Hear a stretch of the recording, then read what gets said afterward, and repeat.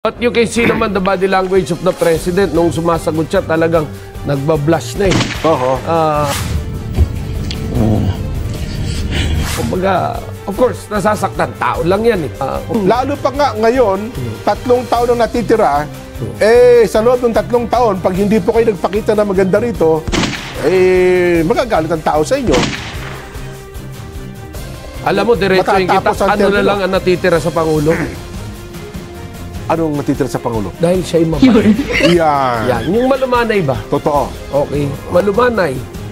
Pero hindi humaaring kainin ng isang nagugutom na Juan de la Cruz ang pagiging malumanay niyo, Ginoong Pangulo. Pakita natin na meron din tayong kamaong bakal. Yan. Di ba? Hindi kamay na bakal. Oo. Di ba? Sa lahat ng bakal, yun ang malambot.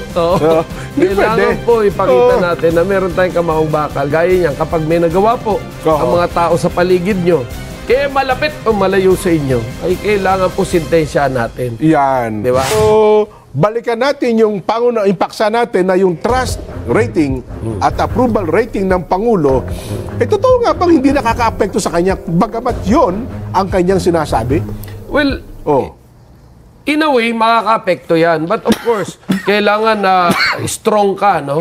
But you can see naman the body language of the president nung sumasagot siya, talagang nagbablush na eh. Kumbaga, of course, nasasaktan. Tao lang yan eh. Pero pinapanatili niya yung composure ng kanya sarili. Yes, but again, bilang payo ng saganang mamamayan, yun lang ho. Bawat problema, crisis management. Yan. Kumbaga, patay sunog. Di ba? Kada problema, bigyan nyo ng solusyon. Kasi alam niyo po, napakababaw ng taong bayan. Ay, totoo. Solusyon lang. I-please mo lang ang taong bayan, maunawaan ka yan eh. Lalo pa nga ngayon, 3 taon ang natitira, sa loob ng 3 taon, pag hindi po kayo nagpakita na maganda rito, magagalit ang tao sa inyo. Alam mo, diretso yung kita, ano na lang ang natitira sa Pangulo? Anong natitira sa Pangulo? Ang natitira sa Pangulo ay ang pagmamahal ng tao dahil siya'y mabait. Yan. Yung malumanay ba? Totoo. Okay. Malumanay. Pero hindi humaaring kainin ng isang nagugutom na Juan de la Cruz ang pagiging malumanay nyo, Ginoong Pangulo. Kung kaya't it's about time na pakita natin na meron din tayong kamaong bakal. Yan. Di ba? Hindi kamay na bakal. Di ba? Sa lahat ng bakal, yun ang malambot. Kailangan po ipakita natin na meron tayong kamaong bakal sa mga bagay na gaya niyan. Kapag may nagawa po ang mga tao sa paligid nyo, kaya malapit o malayo sa inyo, ay kailangan po sintensyahan natin. Yan. Di ba? Para makita ng tao siya, seryoso na. Sa natitirang 3 taon siguro, gagawa na ito ng mabuti para sa higit na nakararami. Gaya nito, si Arnel Ignacio, gusto nyo lang tanggalin. Yan. Di ba? Gusto lang tanggalin, sinira-siraan pa. Di ba? Kung talagang merong kaso yung pinagbili ng lupa, hindi matagal nyo nang idinimanda yan. Bakit ngayong hinintay nyo tanggalin nung matanggal bago nyo ididimanda? At saka wala pa palata siya dyan eh. Nandyan na yan, iluluto na yan. Tsaka may rason siya. Maganda yung binigay niya rason. Ilang bilyon ang binayaran sa mga hotel, lalo na noong pandemic. No? Ang OWA. Bakit ilang bilyon yan? Ba't hindi nalang bumili na sariling gusali at sariling lupa ang OWA para merong titirhan ng ating mga overseas Filipino workers. Hotel na lang, isang hotel. Di ba? Totoo nga naman. Ngayon pinalalabas na mukhang may pag-aari nga. Yung iba nga, nauubos yung bilyon Hindi mo makita kung saan napunta Wala, kinain na raw naubos na. Nauubos. Nasa comfort room na rin. Sumama sa flood control. Yun na, hindi mo na may paliwanag Nako po. Pero, ito pang isang mainit na issue, mga kababayan. Nako, kung gusto natin ng reconciliation, dapat wala yung kapalit na anumang kondisyon. Reconciliation, walang kondisyon. Hindi niya po pwedeng nagkakasundo tayo, pero gusto niya pababalikin natin sa ganito. Ganito dapat natin gawin, etc. etc. Ito po ang naging tugon ng Pangulong Bongbong Marcos sa pahayag po ng kampo ng pamilya Duterte na kung talagang bukal sa loob ng Pangulong Bongbong ang pakikipagkasundo, dapat po pauwiin na sa bansa ang dating Pangulong Rodrigo Duterte. Pero ang tanong, ngayong ang kaso nasa ICC na, Kuya Benny, kahit Pangulo, magagawa ba niyang kunin, kunin nyo na nga siya, iuwi nyo na yan? Wala tayong jurisdiction na eh. Ipinasa na nila yung, kumbaga... Yun na ba ang sitwasyon doon? Yun ang sitwasyon doon, ang jurisdiction nandun na. Well, if you will ask me, but again, of course, kung talagang ipipilit ng Pilipinas at susulat doon na illegal yung naging pag-aresto dyan, na... Hindi, sabihin na nasa jurisdiction na ito ng International Criminal Court eh. Ididemanda natin yung International Criminal Court. Dahil ang isang bagay, lalo na itong pinag-usapan na illegalidad, kapag yan, ang pinagbulan yan, poisonous tree. Ang fruit niya ay poisonous tree. Yes, Yan. Kumbaga, hindi na maaaring sabihin legal pa yung pagkaka-aresto dahil illegal yung pagkaka-aresto rito. Kaya yung pag-hold nila roon kay dating Pangulong Duterte, illegal yun. So hindi pwedeng gawin ng Pangulo. Magpadala tayo ng 4 na sundalo doon. Kunin nyo. Buhay o buhay. Dapat buhay. Kunin nyo ang dating Pangulong Duterte iuwi sa Pilipinas.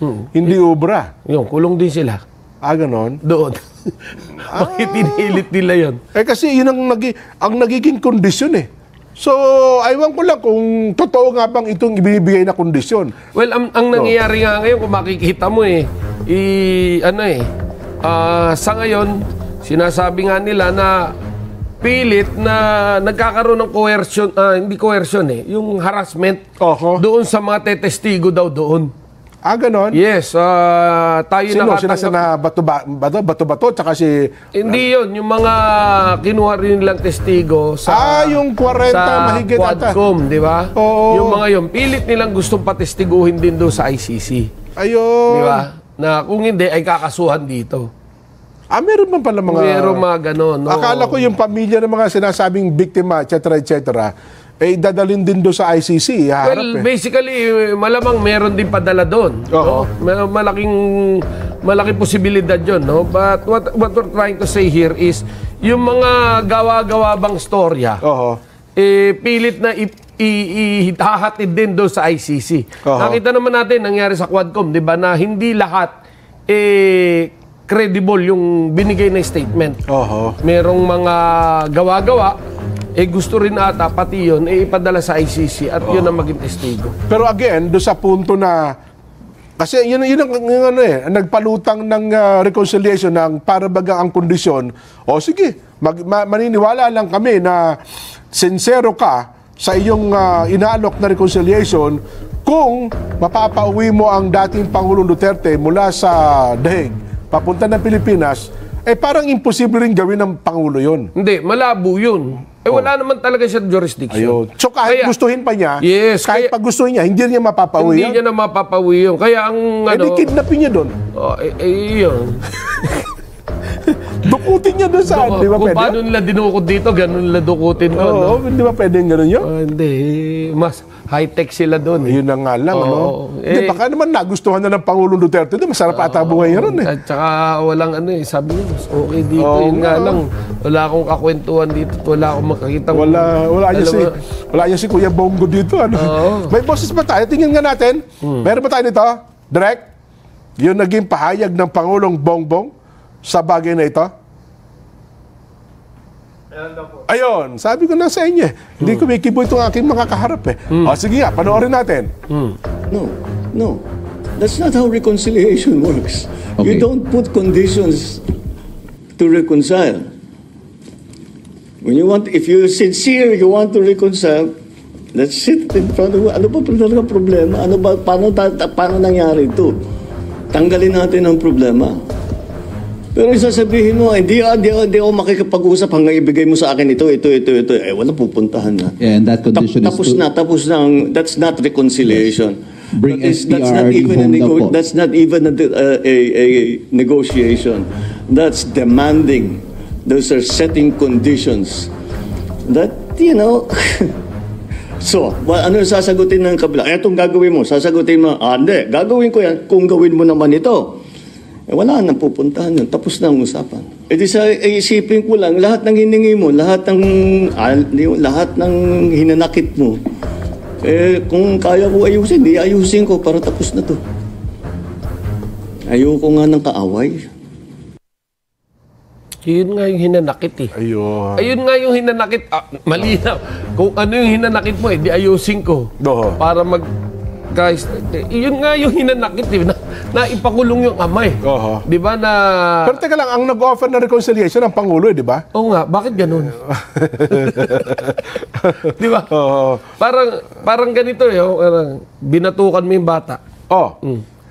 Tapos bati na tayo Ayun. Diba? Sabi naman ng bata, batukan din kita. Hindi, bati na tayo. Ngayon, kung ayaw mo, di galit tayo. Ayaw mo eh. Di ba? Tama ba yun? Tama yung ganun senaryo. Diba?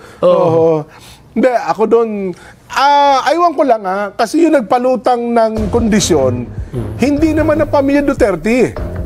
Di ba? Yeah. Pilit lang na itinatanong sa Pangulo at saka tinanong din kay Yusek Claire Castro Pero ang totoo, ang pinanggalingan niyang kondisyon na yan, hindi kay Sara, hindi sa pamilya Duterte.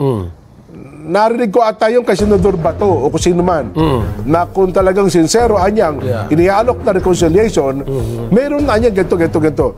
Pero again, hindi ko alam kung yun ang sang-ayon ba sa kagustuhan din ng pamilya Duterte. Baka naman kasi hindi naman nila hinihingi yun. Di ba? Hindi nga. Ulitin ko, ibahin ko naman ng sample. Kumakain ng lollipop yung bata. Inagaw mo yung lollipop. Pagkatapos mo agawin, bati na tayo Sa tingin mo ba papayag yung bata na magkabati kayo na yung lollipop, hawak-hawak mo? Siyempre, babalik mo yung lollipop. Ito na lollipop mo. Hindi, sinubo yan. Tapos, sige, balik ko sa ito, lollipop. Hindi, yun na lang yan. Sige na, sundo na tayo. Okay na tayo. Ay, naku. Anyway, tignan natin.